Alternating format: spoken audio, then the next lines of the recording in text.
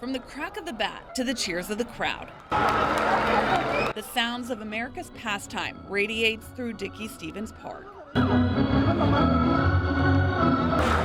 But it's not just the Travs on the field running up a score. There's something special that brings the whole night together.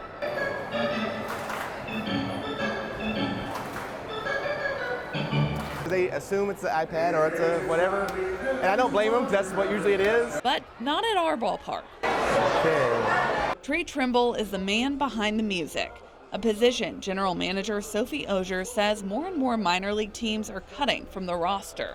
We get a lot of fans that come through and they're visiting every minor league baseball stadium, and they're trying to visit as many stadiums as they can, and the first thing they always bring to our attention is the organist. And with a long-standing history, we are the third oldest minor league baseball team in the country.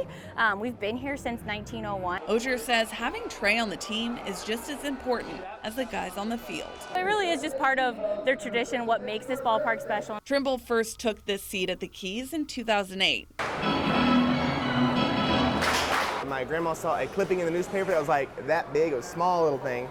And she called me and was like, hey, why don't you think about playing the organ for the Travs? Stepping up to the plate during a rain delay. Nothing's playing, so I just kept playing Mario, Nintendo, whatever I could think of. He knocked it out of the park. Now charging into his 14th season. This is just songs that I came up with at the house. Night and Day, Frank Sinatra. There's probably some here that people don't know, like the Ink Spots. He still considers himself a rookie compared to some of baseball's legends. I listen to a lot of the older organists like the Dodger Stadium and New York Stadium, old videos of theirs. You got to see what they played. I try to bring like a 40s nostalgic ballpark feel, old-fashioned. While his musical taste is traditional, the way he plays is far from it. That's how I play by ear. I can't never to read. That's right. Each song learned just by listening. I got my little keyboard I set up, plug it in, I'll play along with it, learn it, and I bring it here and I play it when the gates open. From the moment fans filter in to each at-bat, Trimble holds a note better than any recording. We'll speed up or slow down to be able to create like some intensity in between the pitches. Keeping the crowd locked in all game long.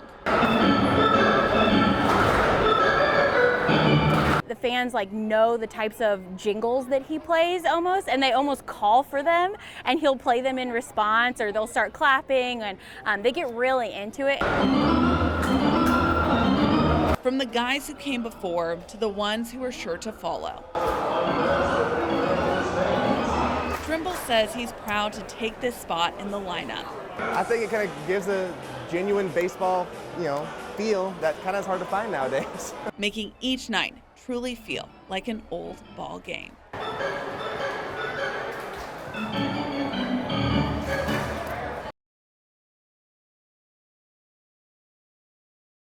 Yeah, that was about a year before, and that's my dad and I at the Memphis National drag strip. The best thing about a picture is that it never changes. We built an old car from the ground up. Life, on the other hand, does. You can see a ventilator tube is coming out of my mouth. 47-year-old John Wilkerson knows that all too well. And that's probably my first time outside after the accident. In June of 2006, while living in Tacoma, Washington, John fell off his mountain bike, breaking his neck. For 18 hours, he laid unable to move.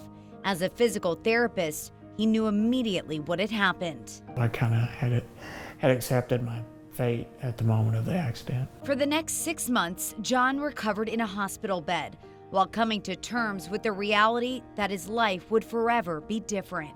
It's called C5 quadriplegia. The fifth vertebrae in my neck was fractured. It was burst. And it went out and in. The burst pushed bones into my spinal cord and causing damage to the nerve. Without the use of his hands or basically any feeling below his neck, John knew his career as a physical therapist was over. But he also knew this. Life changed and opportunities were presented to me, and I was able to capitalize on those. When we were doing my dissertation, I wanted to keep it simple on those linear. Get out of there. I get that. One of those opportunities was to get his PhD. And it had always been a long-term goal to go a little bit farther and get a terminal degree. But I was, I worked too much really to put life on hold. In 2014, John enrolled at UAMS. With the help of classmates like Claire Brown, he pushed forward on a new path to becoming a researcher, navigating barriers along the way and inspiring others. He's unable to type, unable to plug in a jump drive, or the things that we have to do on a day-to-day basis as researchers. He's had to learn how to adapt and overcome some of those things. A lot of that John credits to the advance of technology, utilizing voice to text and a stylus and iPad to complete his work, evaluating hundreds of millions of records for his dissertation, all by voice command. It's not as good a method for word processing as is a good pair of hands, but it's adequate. The speech recognition often doesn't like my southern accent, but we work together for the common good to get things done. But he's overcome a lot, and he's taught us a lot. It's incredible what he's accomplished. Those accomplishments celebrated by a crowd of hundreds at Barton Coliseum in Little Rock Saturday as John accepted his diploma. A picture-perfect moment in a life that's been anything but, proving anything is possible with the right frame of mind. Given the right circumstances and the support, the right support, great things are achievable, and I finished strong.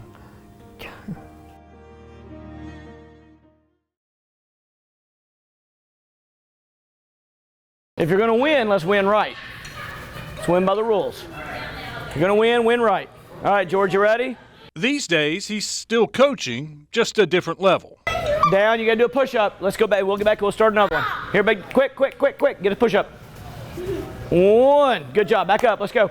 I don't know a whole lot about anything, but I know how to develop champions, and the right attitude and the confidence is huge in that, and that's what we want to do here, but we want to start at a really early age. Kid Champion offers classes to kids 18 months to 11 years old. The goal is to build a foundation, so when the kids begin playing sports, they are set up to succeed. Pull up the end. See the pull up? Pull up, and that'll make you go like that. And I want every kid, when they walk out there the first day, they might not be able to shoot a basketball the same or throw a football the same, but they can all walk out there and feel confident in their physical abilities and what they can do. Iverson, if this one's good, it might be on TV. Iverson Woods has been going to Kid Champion for the last 3 months. His favorite exercise is pulling the sled. Iverson loves Kids Champ. He believes every day he's getting 25% stronger every day. Use those big old muscles God gave you. I've seen him get stronger. I've seen his balance is better. I've seen that he's getting quicker. Coach Kelly has seen improvement in younger kids, older kids, kids with different abilities, and kids with disabilities. We have several autistic kids we're getting to work with, and I think that's something they need and get plugged in and get mainstreamed, and it's fun to watch them grow and slowly but surely come in and become more and more comfortable, and the other kids around them too get comfortable. Kid Champion offers a multitude of different activities. There's a zip line, climbing walls, Spider-Man swinging rings, and much more.